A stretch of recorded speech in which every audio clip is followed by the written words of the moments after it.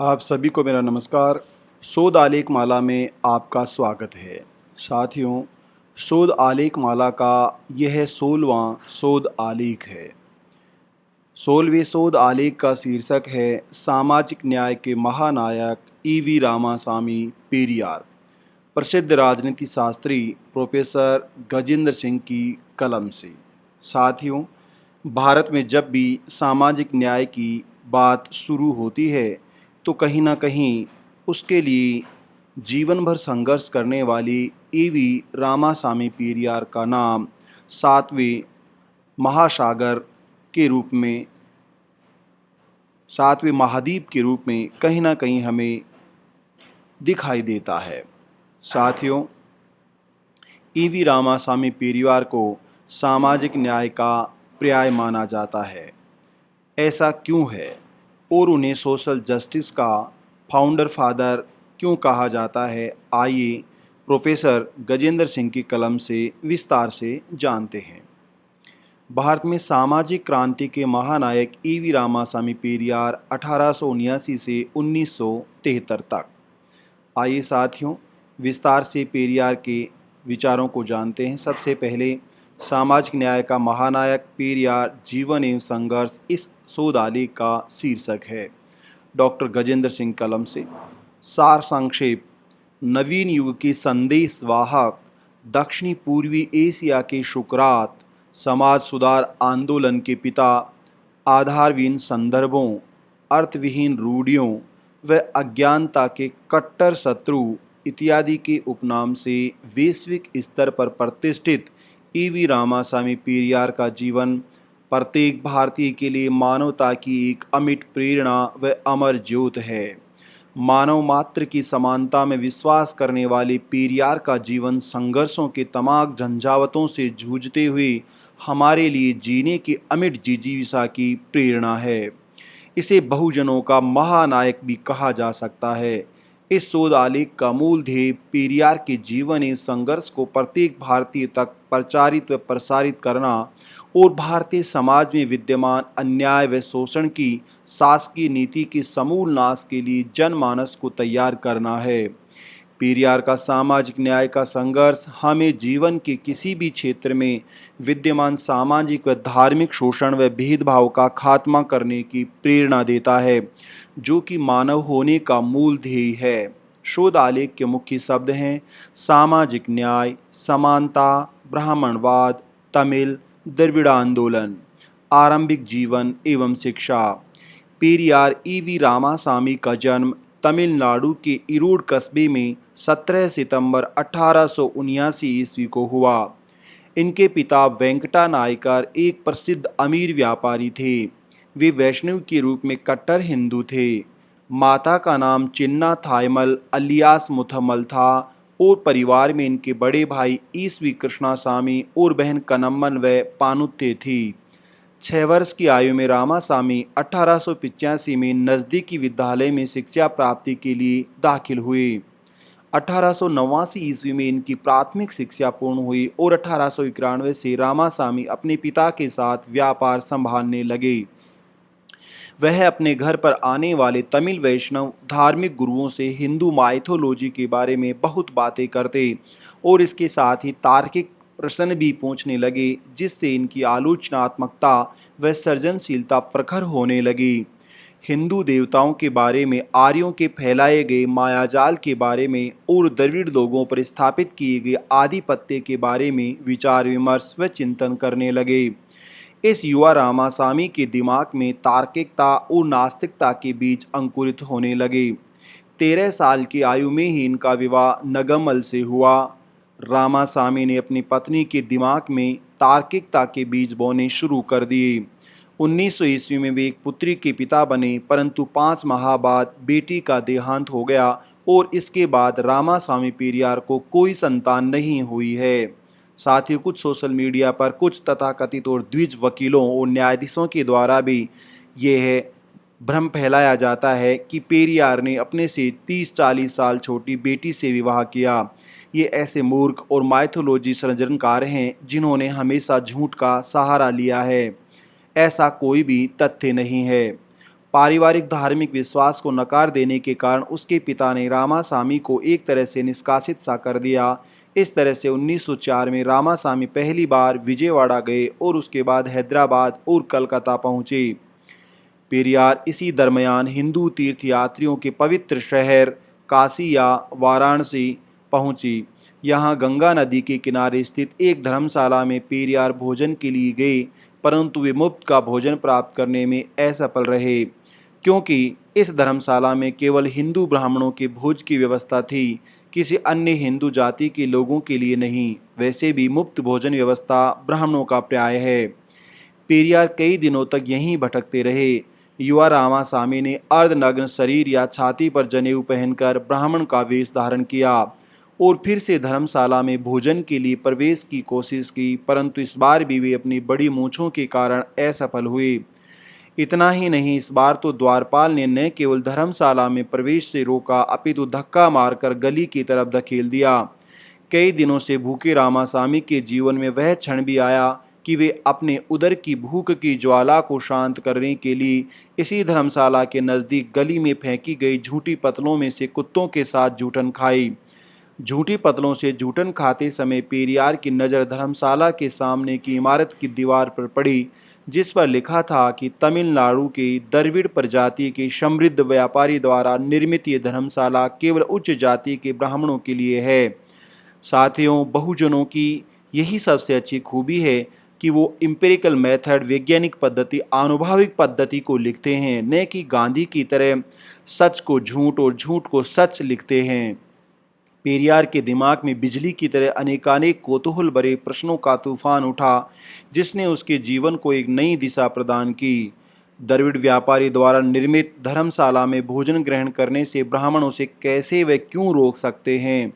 जातिवाद की जिन्न किस तरह से ब्राह्मण को एक गैर ब्राह्मण के प्रति क्रूर व बर्बर होने का और उसे भूख मारने का अवसर प्रदान करती है। पेरियार को सहसा महसूस हुआ कि धर्मशाला में धर्म के लिए कोई जगह नहीं है और जो मिथ्या धर्म है वह केवल ब्राह्मणों का है, इसीलिए इसे ब्राह्मण धर्म कहते हैं, उनके लिए ही है। धर्म का गैर ब्राह्मणों से कोई लेना देना नहीं है। पेरियार के ही पूर्वजों ने हिंदू धर्म के उत्थान के लिए इस धर्मशाला का निर्माण कराया था, जो कि पेरियार के लिए एक वक्त का भोजन भी उपलब्ध नहीं करा पाई। ऐसे धर्म की अनुपालना की व अंधभक्ति की क्या प्रासंगिकता हो सकती है? पेरियार के ऐसी जिज्ञासाओं और प्रश्नों का कोई न्यायोचित उत्तर न था। काशी के ब्राह्मणों के इस अमानवीय और अधार्मिक व्यवहार ने, आर्य प्रजाति की मानव के प्रति घृणा ने और उनके मिथ्यावादी देवी चिंतन ने पेरियार के हृदय को गहरी व गंभीर तार्किक चोट पहुंचाई। ब्राह्मणों के द्वारा पुकारे जाने वाले इस पवित्र शहर काशी में भिखारियों की अनगणित भीड़, गंगा में मरे हुए लोगों के तैरते हुए भाव, अनैतिक गतिविधियों की शरणस्थली, धोखेबाजी, लूट खसोट, वेश्यावृत्ति की नगरी इत्यादि के अमानवीय व हीनतम श्रेणी के कुदृश्यों ने पेरियार के सामने सत्य को खड़ा कर दिया और तब पेरियार ने इसे तथाकथित पवित्र नगरी के रूप में वर्णित किया। यही साथियों इस विचारधारा की खास बात है कि तमाम तरह का दैत्य प्रवृत्ति होने के बावजूद भी, अमानवीय और पाशविक, क्रूर और बर्बर होने के बाद भी इसे पवित्र शहर काशी या गंगा, पवित्र गंगा के रूप में हिंदू नोशन में इन्होंने आज तक प्रचारित कर रखा है। इस चक्षुदर्शी सत्य ने पेरियार को अपने पारिवारिक जीवन का, जिसका बहिष्कार कर दिया था, उसमें वापस लौटने के लिए पुनर्विचार का अवसर दिया। जब पेरियार वापस इरोड लौटे तब तक पिता ने अपने व्यापार को पूरी तरह से दूसरे पुत्र कृष्णा स्वामी को सौंप चुके थे और उन्होंने अपने व्यापारिक प्रतिष्ठान का नाम ईवी रामासामी नायकर मंडी कर दिया था। सामाजिक सेवा के मार्ग का चयन। पेरियार ने समृद्ध व्यापारिक परिवार के होने के बावजूद भी इरोड से ही निस्वार्थ सामाजिक सेवा के लिए सार्वजनिक जीवन में प्रवेश किया। 1905 में इरोड में ऐसा समय आया जब प्लेग की महामारी ने हमला कर दिया और इस हमले में सैकड़ों लोग मारे गए और हजारों की संख्या में लोग अपने जीवन को बचाने के लिए इरोड कस्बे को छोड़कर जाने लगे। पेरियार व अन्य व्यापारियों ने सामाजिक सेवा का मोर्चा संभाला और इरोड में ही रुकने का फैसला किया। बिना किसी भय के पेरियार ने अपनी पीठ पर उन लोगों को ढोया जिनको शमशान घाट तक पहुंचाने से उनके परिजनों ने ही किनारा कर लिया, क्योंकि परिवारजन प्लेग महामारी के फैलने से डर रहे थे। परंतु पेरियार ने बड़ी बहादुरी व साहस व सावधानी के साथ उन लोगों का अंतिम संस्कार किया। ये मानवता के मसीहा पेरियार का पहला कदम था, जिसने आगे चलकर पेरियार को एक सच्चा मानवतावादी, विज्ञानवादी, अंधविश्वास विरोधी, पुरातनपंथी विरोधी और मानवता का सेवक बनने की प्रेरणा प्रदान की। इसी के साथ पेरियार ने निष्पक्षता एवं पारदर्शिता के साथ इरोड के व्यापारियों के अनेक विवादों का भी समाधान किया। यही कारण था कि इरोड के सब व्यापारी पेरियार को बहुत पसंद करते थे। 1909 से 1920 तक पेरियार ने 29 सार्वजनिक संस्थाओं में सक्रिय भागीदारी निभाई। इरोड नगरपालिका के चेयरमैन के पद पर स्थापित होने पर उन्होंने स्पर्शीय लोगों के लिए पानी की माकूल व्यवस्था की और छुआछूत के खिलाफ मुहिम चलाई। इसके लिए पेरियार को अनेक पुरस्कारों से नवाजा गया। इसी समय राजगोपालाचारी उनके मित्र बने, जो कि बाद में 1948 में भारत के पहले भारतीय गवर्नर जनरल भी बने। उन्हें ब्रिटिश सरकार ने मानद मजिस्ट्रेट की उपाधि प्रदान की। 1955 में मद्रास उच्च न्यायालय के 2 ब्राह्मण न्यायाधीशों के द्वारा जिलाधीश को दी गई सजा के फैसले के खिलाफ सार्वजनिक बैठक में जबरदस्त आलोचना की गई। त्रिची जिलाधीश RS मलयप्पन पिछड़े वर्ग के थे, जो कि अछूतों के सहयोगी होने के कारण प्रताड़ित किए गए थे। इस निर्णय की सार्वजनिक रूप से आलोचना की गई। इस केस में पेरियार व उनकी पत्नी गवाह थे। तार्किकतावादी दर्शन में विश्वास। 1905 में तमिल शोधार्थियों का सहयोग प्राप्त हुआ। बुद्धवादी एवं तार्किकतावादी चिंतन से ब्राह्मणवादी, हिंदू धर्म व जाति व्यवस्था का खंडन करने वाले तमिल विद्वान पंडितामनी अयोथी धासार का सानिध्य प्राप्त हुआ। इसी समय करूर में दूसरे तमिल विद्वान पुलवर मरुथैया पिल्लई के चिंतन ने पेरियार को अपनी ओर आकर्षित किया। पिल्लई तर्कशास्त्र के माध्यम से हिंदू धर्म, हिंदू जाति प्रणाली तथा वेद शास्त्रीय महाकाव्यों के भ्रम पैदा करने वाले ब्राह्मणवादी मिथ्या का विखंडन कर रहे थे और इस वजह से इरोड व करूर के अधिकांश लोग उनके चिंतन के अनुयायी बने हुए थे। इन दोनों ही विद्वानों के सानिध्य व मित्रता ने पेरियार के विचारों को नास्तिकता की ओर तथा आगे चलकर एक तर्कवादी चिंतन के रूप में प्रसिद्ध होने में अहम भूमिका निभाई। एक अन्य तमिल संत केवल्यम के विचारों ने भी पेरियार की तर्कवादी अंतर्दृष्टि की उन्नति में सहयोग किया। 1909 में जब पेरियार ने अपनी बहन की 9 वर्षीय बाल विधवा बेटी के पुनर्विवाह का इंतजाम किया तो पुरातनपंथी हिंदू ब्राह्मण परिवारों ने जबरदस्त प्रतिरोध किया, परंतु वे पेरियार के सामने नेस्त नाबूद हो गए। 1917 में पेरियार ने एक नवीन समाज सुधारक, गैर राजनीतिक, सरकारी व गैर सरकारी कार्मिकों और जो अन्य तार्किकतावादी हो उनकी सदस्यता से तार्किकतावाद या तार्किकतावादी फोरम का गठन किया। गांधी के नेतृत्व में राष्ट्रीय आंदोलन में योगदान। महात्मा गांधी के असहयोग आंदोलन 1920-22 में भाग लेने हेतु गांधी के निर्देशानुसार 29 पदों से एक साथ त्यागपत्र दिया, जिनमें जिला board, taluka board, urban bank, देवस्थान, पुस्तकालय अध्यक्ष, युद्ध भर्ती समिति, किसान संघ, व्यापारी संघ, महाजन स्कूल समिति इत्यादि। राजगोपालाचारी व वर्धा राजुल्ला के निवेदन पर पेरियार ने M.K. गांधी के नेतृत्व में 1920 में ही कांग्रेस पार्टी में शामिल हुए। गांधी के आह्वान पर पेरियार ने न केवल 29 सार्वजनिक पदों से त्यागपत्र दिया, अपितु असहयोग आंदोलन में सहभागिता की कड़ी में अपने व्यापार को भी बंद कर दिया। जिस समय उनके व्यापार का निर्गत 20,000 वार्षिक था और इस समय सोने की एक मोहर की कीमत मात्र 10 रुपये हुआ करती थी। गांधी के नेतृत्व में ब्रिटिश शासन के खिलाफ पेरियार का यह बहुत बड़ा त्याग था। इस दौरान पेरियार को धारा 144 के तहत गिरफ्तार किया गया और जेल भेजा गया। पेरियार ने गांधी पर पक्का विश्वास किया और उसके नेतृत्व को भी स्वीकार किया। एक सच्चे अनुयायी की तरह पेरियार ने गांधी के एक एक शब्द का पालन किया। गांधी के निर्देशानुसार हथकरघा चलाना आरंभ किया। अपने महंगे विदेशी परिधान को छोड़कर खादी वस्त्र पहनना आरंभ किया। पेरियार के अलावा घर के सभी सदस्यों ने खादी को अपनाया और यहाँ तक कि उनकी 80 वर्ष की मां ने भी खादी को धारण किया।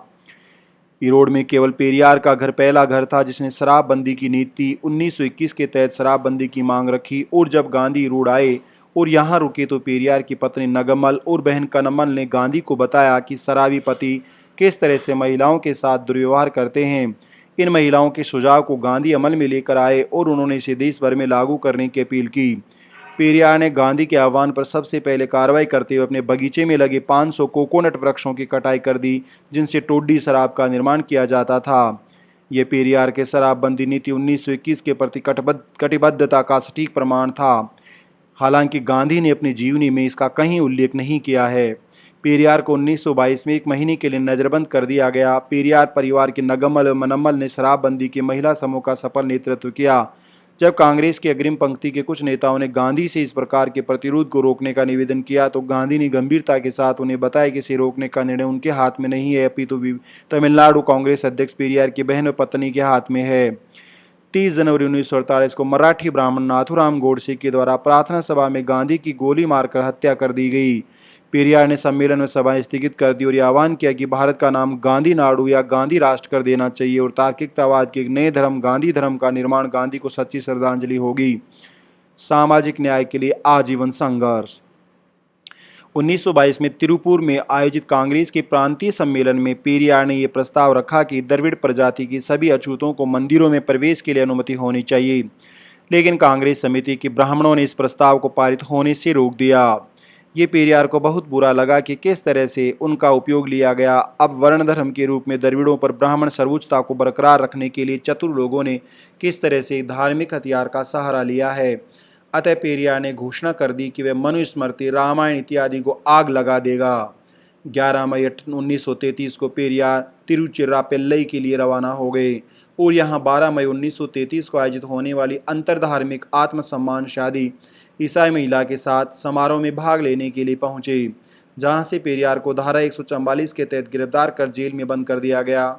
1969 में पेरियार ने संकटम संकटम मंदिर में जातीय भेद के खिलाफ विरोध शुरू किया, जिसमें केवल ब्राह्मण जाति का ही पुजारी बनने और संस्कृत भाषा में ही पूजा करने की व्यवस्था विद्यमान थी।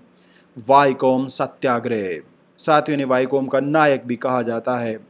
पेरियार ने केरल के वाईकोम कस्बे से ब्राह्मणों द्वारा निर्मित अति द्रविड़ियन या हिंदू धर्म जात की सबसे निम्न जाति अछूत या दास्ता का जीवन जीने वाले समुदाय के लिए विद्यमान अस्पृश्यता या छुआछूत की नीति का अंत करने का कदम उठाया। वाईकोम कस्बे के स्थानीय मंदिर के चारों तरफ की गलियों या सड़कों पर कस्बे की निम्न जाति एजवा के लोगों को चलने की अनुमति नहीं थी। इसलिए कांग्रेस पार्टी के स्थानीय लोगों के साथ पेरियार ने वाईकोम सत्याग्रह आंदोलन 1924 शुरू किया। केरल में कानूनी व्यवस्था बिगड़ने के नाम पर उन्हें गिरफ्तार किया गया और 6 माह के लिए जेल में बंद कर दिया गया। पेरियार से निवेदन किया गया कि वे तमिलनाडु आए और यहाँ से सत्याग्रह का नेतृत्व करें। यह सत्याग्रह लगभग 1 वर्ष तक चला, परंतु अंततः मंदिर के चारों तरफ की सड़कों को अछूतों के लिए खोल दिया गया। साथियों, गांधी ने ऐसा कभी भी कोई सत्याग्रह मंदिर प्रवेश के लिए नहीं किया। पेरियार की जीत हुई। मानवीय अधिकारों के लिए किए गए संघर्ष, सामाजिक त्याग और साहसपूर्ण निश्चित विजय के लिए पेरियार को वाईकोम के नायक के रूप में उपाधि और प्रसिद्धि मिली। कांग्रेस दल में सामाजिक समानता व न्याय की मांग। 1924 में तमिलनाडु कांग्रेस समिति द्रविड़ियन दानदाताओं के सहयोग से संचालित छात्रावास में भेदभाव को लेकर पेरियार ने कड़ा रुख अपनाया। राष्ट्रीय प्रशिक्षण स्कूल के छात्रावास गुरुकुलम के ब्राह्मण इंचार्ज VVS अय्यर थे, जो कि एक जातीय उन्माद वाले व्यक्ति थे। इस भेदभाव को लेकर पेरियार ने तमिलनाडु कांग्रेस समिति के सचिव पद से त्यागपत्र दे दिया। 11 सितंबर 1924 को पेरियार तमिलनाडु कांग्रेस समिति के अध्यक्ष निर्वाचित हुए। नवंबर 1924 में तिरुवन्नमलई में आयोजित प्रांतीय सम्मेलन की अध्यक्षता करते हुए पेरियार ने स्पष्ट किया कि वह 1920 के वर्ष से लगातार कांग्रेस के समक्ष एक प्रस्ताव पारित करने की मांग रख रहे हैं, जो कि सरकारी सेवाओं में और शिक्षा में सामुदायिक या कम्युनल आरक्षण से संबंधित है। यह इसलिए जरूरी है क्योंकि जीवन से जुड़े सभी क्षेत्रों में द्रविड़ गैर ब्राह्मणों की तुलना में ब्राह्मणों ने पूरा आधिपत्य स्थापित कर रखा है। द्रविड़ गैर ब्राह्मणों को भी सेवाओं व शिक्षा में इस अवसर की सुनिश्चितता होनी चाहिए। ऐसा प्रस्ताव हर बार ब्राह्मणों के द्वारा पारित नहीं किया गया, जिनमें तिरुनवेली 1920, तंजावुर कांग्रेस अधिवेशन 1921, त्रिपुर कांग्रेस अधिवेशन 1922, सालेम 1923 के सम्मेलन उल्लेखनीय हैं। गैर ब्राह्मणों के लिए सांप्रदायिक प्रतिनिधित्व के बिना ब्रिटिश राज में भी द्रविड़ गैर ब्राह्मण व्यक्ति ब्राह्मण तंत्र की तानाशाही या निरंकुशता से आहत है। फिर से कांग्रेस के कांचीपुरम सम्मेलन का आयोजन तमिल लेखक, संपादक, वक्ता, मजदूर नेता TV कल्याण सुंदर नार की अध्यक्षता में हुआ। इसमें पेरियार के द्वारा गैर ब्राह्मणों के लिए 50% सामुदायिक व सांप्रदायिक प्रतिनिधित्व वाले आरक्षण का प्रस्ताव पेश किया गया, परंतु इस बार भी यह प्रस्ताव पारित नहीं हो सका। अंततः पेरियार ने इसके साथ ही कांग्रेस दल को ब्राह्मणों के प्रभुत्व में नियंत्रण वाले दल के रूप में समझ लिया तो कांग्रेस पार्टी को छोड़ दिया। आत्मसम्मान आंदोलन। 2 मई 1925 को कांग्रेस की विधायक के रूप में पेरियार ने कहा कि अब उसके भविष्य की यह चुनौती रहेगी कि कांग्रेस को ब्राह्मण राज से सभी तरह से मुक्त कराया जाए। पेरियार के साथ ही अनेक सदस्यों ने कांग्रेस को छोड़ दिया। दिसंबर 1925 में पेरियार ने आत्मसम्मान आंदोलन का आरंभ किया और कांचीपुरम में कांग्रेस के समानांतर सम्मेलन का आयोजन किया और ये स्पष्ट किया कि द्रविड़ों एवं आर्य ब्राह्मण में प्राचीन काल से वर्चस्व का संघर्ष चल रहा है और अब हमें अपनी द्रविड़ प्रजाति की पहचान को बरकरार रखने के लिए अपनी नस्ल, भाषा और संस्कृति के संरक्षण के लिए आत्मसम्मान आंदोलन का सहारा लेना होगा, जो कि ब्राह्मणवाद की जाति व हिंदू धर्म सर्वोच्चता के अधीन पतित हो रही है। इस प्रकार से पेरियार कांग्रेस पार्टी को छोड़ने के बाद 1925 में आत्मसम्मान आंदोलन के संस्थापक बने। ब्राह्मणों की दास्ता से मुक्ति के लिए 1926 के वर्ष में पेरियार ने तमिलनाडु में अनेक स्थानों पर गैर ब्राह्मणों के सम्मेलनों का आयोजन किया। 1926 में बंगलौर में कांग्रेस नेता गांधी से मुलाकात की और मजबूती से उनके समक्ष ये तर्क रखा कि जब तक जाति व्यवस्था के जहर की जड़ों वर्णाश्रम धर्म का इलाज नहीं होगा, तब तक ब्राह्मणों की भेदभाव के अभ्यासों का अंत नहीं होगा। पेरियार ने गांधी से भारत की आज़ादी से पहले 3 बुराइयों से मुक्ति की अपील की। इन 3 आतताई बुराइयों में प्रथम, कांग्रेस पार्टी आधिकाधिक ब्राह्मणों के प्रभुत्व के अधीन, दूसरी हिंदू धर्म जो जाति व्यवस्था से जुड़ा है, और तीसरी समाज में ब्राह्मणवादी प्रभुत्व है। हमें सबसे पहले इनका अंत करना चाहिए। 1927 में रेलवे कार्यशाला में श्रमिकों की हड़ताल का सांप्रदायिक आरक्षण लागू करने वाली पी सुब्रमण्यम की स्वतंत्र सरकार के साथ में समर्थन किया और आत्मसम्मान आंदोलन का पहला प्रांतीय सम्मेलन फरवरी 1929 को WPA शोंद्रा पंडियन की अध्यक्षता में चेंगलपट्टू में आयोजित किया गया। यूरोप में समाजवाद का प्रचार। इसी दरमियान पेरियार ने अनेक यूरोपियन देशों यूनान, टर्की, सोवियत संघ, Germany, Britain, Italy, Spain, France, पुर्तगाल, मिस्र इत्यादि देशों की यात्राएं की। 1929 में पेरियार जर्मनी की राजधानी बर्लिन पहुंचे और यहाँ अनेक समाजवादी संघों और समाजवादी पत्रिकाओं के कार्यालयों का भ्रमण किया। सोवियत संघ में वे 3 माह से अधिक रुके। यहाँ अनेक मजदूर संगठनों को संबोधित किया। कार्ल मार्क्स के पहले राष्ट्र के संस्थापक लेनिन ने उन्हें बहुत अधिक प्रभावित किया। 20 जून 1932 को ब्रिटेन में 50,000 से अधिक श्रमिकों की सार्वजनिक बैठक में अध्यक्ष उद्बोधन दिया।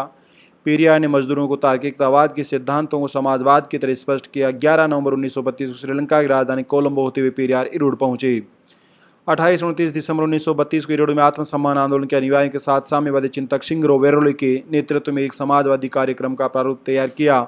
1932 में तमिलनाडु के अनेक स्थानों पर समाजवादी इरोड योजना का प्रचार प्रसार किया। इसी वर्ष आर नगमल का देहांत हो गया। 26 नवंबर 1933 को इरोड में समाजवादी आत्मसम्मान सम्मेलन का आयोजन किया। 1934 में प्रसिद्ध जनप्रिय जयप्रकाश नारायण पेरियार से उनके निवास स्थान पर मिले और अपने दल कांग्रेस पार्टी में शामिल होने का निवेदन किया। तमिल भाषा संस्कृति दृढ़ पहचान के लिए संघर्ष। 13 जनवरी 1935 को पेरियार ने अपने सभी प्रकाशनों में तमिल भाषा शब्दकोश का सुधार किया।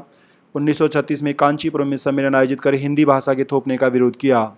1937 में मद्रास प्रांत का प्रधानमंत्री बनने पर श्री राजगोपालाचारी ने ये घोषणा कर दी कि विद्यालय पाठ्यक्रम में हिंदी अनिवार्य विषय के रूप में शुरू किया जाएगा। 26 दिसंबर 1937 को तिरुचिरापल्ली में आयोजित तमिल सम्मेलन पेरियार ने घोषणा कर दी कि तमिल व द्रविड़ नस्ल पर हिंदी के प्रभुत्व को पराजित करने के एकमात्र उपाय एक प्रत्यक्ष संप्रभु राज्य अर्थात तमिलों के लिए तमिलनाडु। राजगोपालाचारी उर्फ राजा जी के द्वारा हिंदी को अनिवार्य विषय के रूप में आरंभ करने का पेरियार ने जबरदस्त प्रतिरोध किया। 4 जून 1938 को पेरियार को गिरफ्तार कर लिया गया और 6 दिसंबर 1938 से 2 वर्ष के कारावास की सजा सुनाई गई। पेरियार को पहले मद्रास केंद्रीय कारागार में और बाद में बरेली जेल में रखा गया। पेरियार के नाम से नवंबर 1938 में तमिल विद्वानों द्वारा महिला सम्मेलन का आयोजन किया गया। जस्टिस पार्टी एवं पेरियार।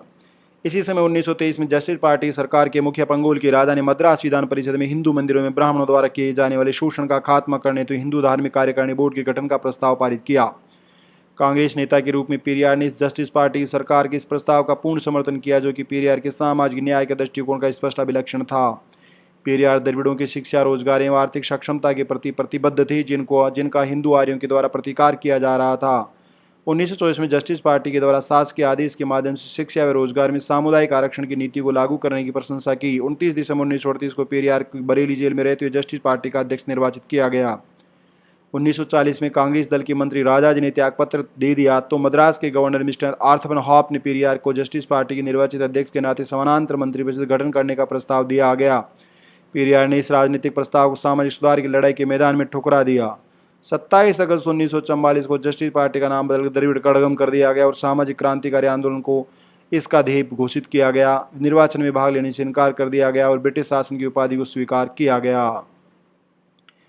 पेरियार उनकी लेखनी। आत्मसम्मान आंदोलन के रूप में पेरियार ने कुदी आरसू नाम से तमिल साप्ताहिक पत्रिका आरंभ करने का निर्णय किया। नवंबर 1925 में कुदी आरसू का पहला अंक प्रकाशित हुआ, जिसे तमिल धार्मिक विद्वान स्पष्ट ओजस्वी वक्ता तिरुपति पुलियर की स्वामीगल के द्वारा रिलीज किया गया। ब्रिटिश सरकार ने तमिल पत्रिका कुदी आरसू को प्रतिबंधित कर दिया। पेरियार ने दूसरी पत्रिका पुराचिया क्रांति का प्रकाशन आरंभ किया। 30 दिसंबर 1933 को पेरियार और उनकी बहन कनमल को कुदी आरसू के एक संपादकीय आलेख के लिए गिरफ्तार कर लिया गया। 1928 में अंग्रेजी पत्रिका रिवोल्ट 7 नवंबर 1928 का प्रकाशन किया गया। 1 जून 1935 को विदुथलाई पत्रिका का संपादन शुरू किया गया, जो कि 1 जनवरी 1937 से तमिल दैनिक समाचार पत्र के रूप में प्रकाशित होने लगा। पेरियार ने अपनी पुस्तक दी वर्ड टू कम में अनेक वैज्ञानिक अन्वेषणों की बात कही, जिनमें टेस्ट ट्यूब बेबी एक है जो आज सच साबित हो गया है। 22 जनवरी 1950 को पेरियार को उसकी पुस्तक पोन मोजिगल या गोल्डन लाइन्स के लिए गिरफ्तार कर लिया गया। शासकीय आदेशानुसार और मद्रास उच्च न्यायालय में सर्वोच्च न्यायालय ने पेरियार को एक भोर की तरह दहाड़ने वाला और शेर की तरह दहाड़ने वाला और संविधान के लिए प्राघातक व्यक्ति के रूप में वर्णित किया। 1968 पेरियार की द्विमासिक पत्रिका उन्मई या ट्रुथ को शुरू किया गया, जिसके पहले अंक का उद्घोष द्रविड़ कड़गम के महासचिव वीरामणी के द्वारा किया गया। साथियों, यहाँ से भय के रूप में टाइप कर दिया गया है।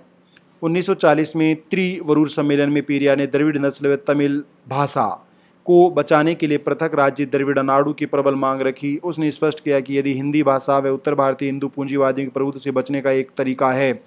15 अगस्त 1947 तारीख को जब भारत दुनिया के साथ आज़ादी की जश्न में मशगूल था, तब पेरियार ने कहा कि भारत की आज़ादी का दिवस नहीं अपितु तमिलों के भविष्य के लिए शोक दिवस है।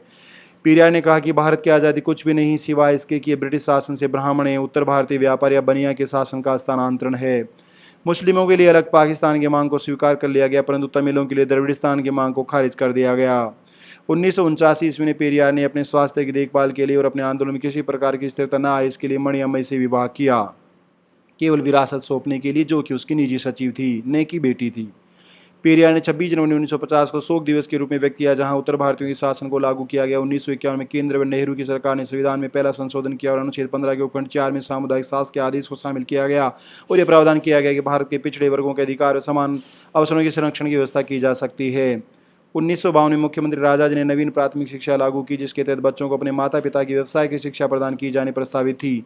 पेरियार ने शिक्षा सुधार का प्रबल विरोध किया, जिसके बाद मुख्यमंत्री अपने पद से त्यागपत्र तक देना पड़ा, जिसके बाद वे कामराज मद्रास के मुख्यमंत्री बने। उसके समर्थकों ने सार्वजनिक स्थानों के नाम में हिंदी में लगे सभी बोर्ड्स को तोड़ दिया। मूर्ति पूजा का जबरदस्त प्रतिरोध किया गया और लोगों को समझाने का अभियान चलाया गया कि दुनिया में कोई देवी शक्ति नहीं है। सार्वजनिक स्थानों से पिल्लैयार की मूर्तियों को भी तोड़ दिया गया। रोड में बुद्धिज्म पर सम्मेलन का आयोजित किया गया। 1954 में पेरियार अपनी पत्नी और दोस्तों के साथ म्यांमार मलेशिया बुद्ध सम्मेलन में भाग लेने गए। इस विश्व बुद्ध सम्मेलन पेरियार की मुलाकात मलाला शेखर और डॉक्टर BR अम्बेडकर से हुई। यहीं पर बुद्धिज्म में परिवर्तन पर बाबा साहब से वार्तालाप हुई। पेरियार ने इस लंबी परिचय अम्बेडकर को हिंदू धर्म नहीं छोड़ने की सलाह दी, क्योंकि इससे वे हिंदुवाद की आलोचना का और अच्युत होने का दावा खो देंगे। खैर, बाबा साहब का अपना एक मौलिक चिंतन था। दिसंबर में पेरियार मलेशिया गए।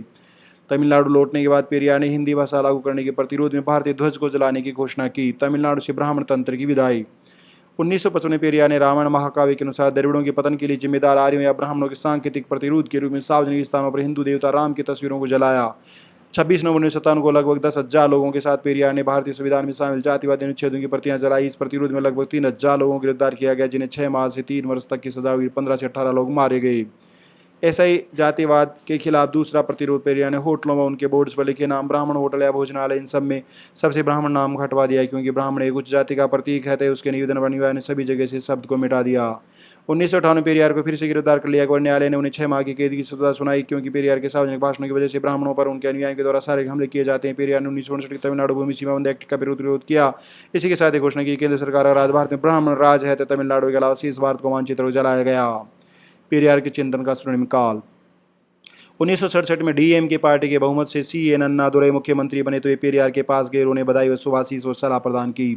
उसकी मंत्रिपरिषद पेरियार के चिंतन के प्रति पूर्णतः प्रतिबद्ध थी। 3 ऐसे कार्य किए गए जिन्हें पेरियार के संघर्षपूर्ण इतिहास को मील के पत्रों का सानिध्य प्रदान किया, अर्थात कर्मकांड से मुक्ति, आत्मसम्मान विवाह प्रणाली, मद्रास का नाम बदलकर तमिलनाडु किया गया और केंद्र के त्रिभाषा सूत्र के स्थान पर द्विभाषा सूत्र तमिल व अंग्रेजी की शुरुआत करना। 1968 में पेरियार के सच्चे तार्किकतावादी अनुयायी के रूप में मुख्यमंत्री अन्नादुरई ने ब्राह्मण मुख्यमंत्री से हस्ताक्षरित परिपत्र के द्वारा सभी सरकारी कार्यालयों से हिंदू देवी देवताओं की तस्वीरों को हटाने के लिए निर्देशित किया। पेरियार ने आर्यों के महाकाव्य रामायण को पूरे तमिलनाडु में बड़े स्तर पर द्रविड़ों के खिलाफ क्रूर एवं बर्बर दुर्व्यवहार के प्रतिरोध के रूप में जलाया गया। 1931 से 1973 के M करुणानिधि के नेतृत्व में पेरियार का बहुत अधिक सम्मान मिला। 16-17 सितंबर 1973 को पेरियार का 95वां जन्मदिवस बड़े हर्षोल्लास के साथ मनाया गया। 19 दिसंबर 1973 को पेरियार का मंच से चेन्नई के थियागराया नगर में अंतिम संबोधन दिया गया, जो कि एक विस्मरणीय प्रस्ताव था। यूनेस्को द्वारा पेरियार के चिंतन का सम्मान। UNO के अंतर्राष्ट्रीय अभिकरण यूनेस्को के द्वारा पेरियार को नवीन युग का संदेशवाहक, दक्षिणी पूर्वी एशिया का सुकरात, समाज सुधार आंदोलन के पिता, आधारहीन संदर्भों, अर्थहीन रूढ़ियों, अज्ञानता के कट्टर शत्रु की गौरवपूर्ण उपाधि से अलंकृत किया है। 27 जून 1970 को यह सम्मान संघ सरकार केंद्रीय शिक्षा मंत्री त्रिगुणा सेन के द्वारा मुख्यमंत्री M करुणानिधि की अध्यक्षता में स्वीकार किया गया। सामाजिक क्रांति के नायक के जीवन के अंतिम क्षण। हार्निया के कारण पेरियार का स्वास्थ्य खराब हो गया था। उन्हें चेन्नई की सरकारी अस्पताल में भर्ती कराया गया, परंतु उनकी इच्छानुसार 21 दिसंबर 1973 को क्रिश्चियन मेडिकल कॉलेज वेल्लोर में भर्ती कराया गया, जहां वाइकोम के नायक व भारतीय सामाजिक क्रांति के महानायक व समाज सुधारकर के प्रखर योद्धा पेरियार ने 24 दिसंबर 1973 को अपनी अंतिम सांस ली। इस दिन तमिलनाडु राज्य में सार्वजनिक अवकाश घोषित किया गया। उपसंहार: पेरियार का पूरा जीवन ही सामाजिक न्याय के लिए समर्पित हो गया। एक अमीर व्यापारी जिसने सब कुछ त्याग कर केवल मानवता के समता, स्वतंत्रता, न्याय प्राप्ति के आदर्श को स्थापित करने के लिए आजीवन संघर्ष किया। ऐसे महानायक को शोषित से पीड़ित मानवता कदापि नहीं भुला सकती है। हम में से बहुत से लोग आज आज़ादी के 75 वर्षों के बावजूद भी असमता, अन्याय व सामाजिक धार्मिक गुलामी के दास बने हुए हैं। इस दासता के निदान का एक ही विकल्प और वह है भारत में सामाजिक व धार्मिक आर्थिक लोकतंत्र की स्थापना, जिसमें सब लोगों को उनकी जनसंख्या के अनुपात में पर्याप्त प्रतिनिधित्व मिले और किसी से भी किसी प्रकार के भेदभाव की व्यवस्था न हो। यही पेरियार का अंतिम संदेश है। ये था साथियों भारत में सामाजिक न्याय के महानायक EV Ramasamy Periyar. Thank you so much.